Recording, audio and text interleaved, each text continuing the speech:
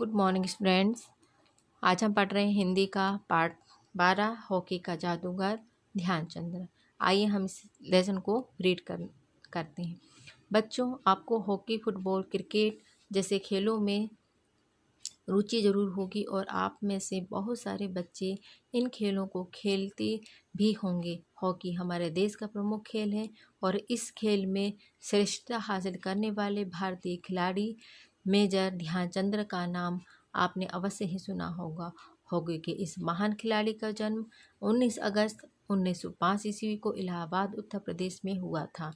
इनके जन्म से कुछ समय के बाद उनका परिवार झांसी में बस गया। पिताजी श्री सोमेश्वर सिंह सेना में सूबेदार थे। ध्यानचंद्र जी को बचपन से ही हॉकी में के खेल में रुचि थी।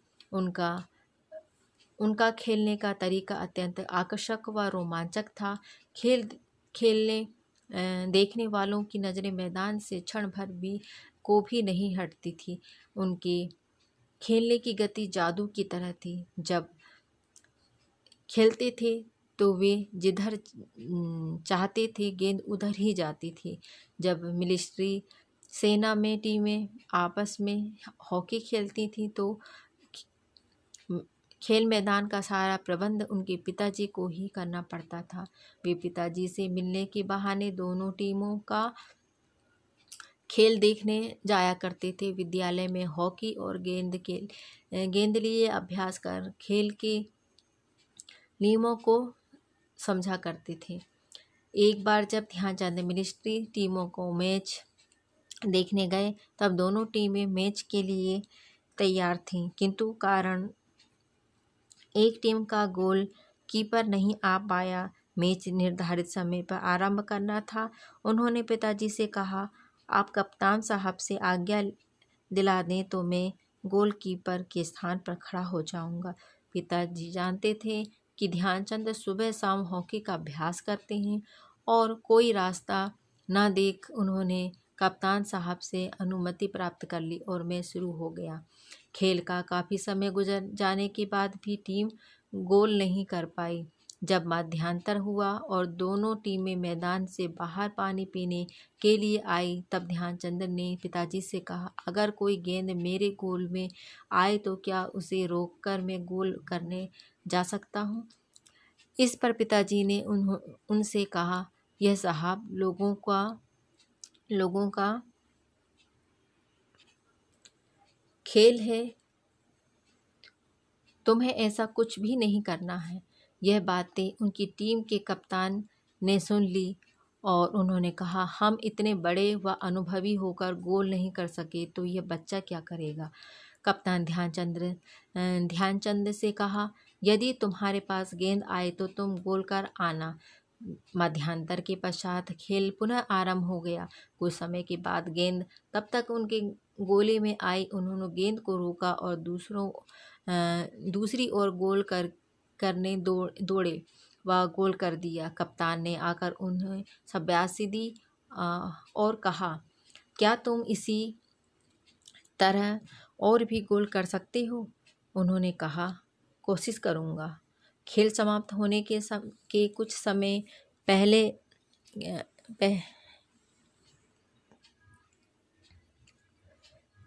पहले गेंद फिर उनके गोले में आई। उन्होंने गेंद को रोका और फिर गोल करने के लिए आगे बढ़ गए और दूसरा गोल कर दिया। कप्तान ने उन्हें गोद में उठा लिया और दोनों टीमों के मध्य ले जाकर बोले, इस बच्चे ने दोनों गोल चुनौती के रूप में किए हैं।